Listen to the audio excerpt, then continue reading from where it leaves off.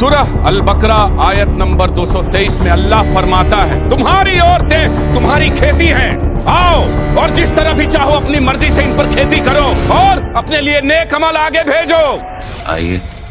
आज हमारी तबीयत ठीक नहीं है थोड़ी। हमारी तो 2 दिन पहले खत्म हो चुकी है। औरत अगर हमल की हालत में भी हो और शौहर उसे अपने पास बुलाए तो औरत को न कहने की इजाजत नहीं है।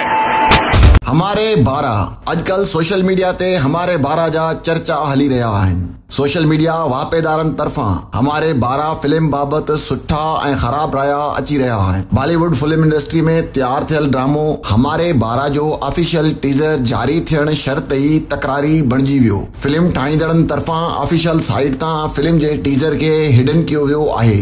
राजन अग्रवाल जे लिखियल फिल्म हमारे 12 बाबत संदन ऑफिशियल पेज ते ॼाणायो वियो आहे त ही एक बेहतरीन हिंदी फिल्म आहे जंहिंमें अनु कपूर, अश्विनी कलसेकर ऐं मनोज जोशी शानदार किरदार अदा कयो आहे। ही मज़ाहिया ड्रामो कमाल चंद्रन जे महारत सां हिदायत कयो वियो आहे। हमारे 12 में जज़्बात, खिलण ऐं दिल जे लम्हनि जे रोलर कोस्टर सवारीअ जो वाइदो कयो वियो आहे। पाण खे हमारे 12 जे अजीब दुनिया में ग़र्क़ करण लाइ तैयार थी वञो, जिते खिलण जी का हद नाहे ऐं हर मंज़र दिलकश ऐं अकुल सां ज़ाहिर थिए थो। फिल्म में अनु कपूर नवाब साहब जो किरदार कंदो। फिल्म में मनोज जोशी एक सीनियर वकील, जॾहिं त अश्विनी कलसेकर अफरीन लियाकत जो ऐं पर्थ समथान दानिश जे किरदार में नज़र ईंदो। 7 जून ते रिलीज थियण वारी फिल्म जे बजट 10 करोड़ भारतीय रुपया ॿुधाई वई आहे। 2 कलाक 28 मिंटनि ते ठहियल कलर फिल्म में हिकु औरत पंहिंजे पीउ खे कोर्ट में छिकराए थी, जंहिंमें हिन जो मौक़िफ़ हूंदो आहे त संदसि वालदा जी सिहत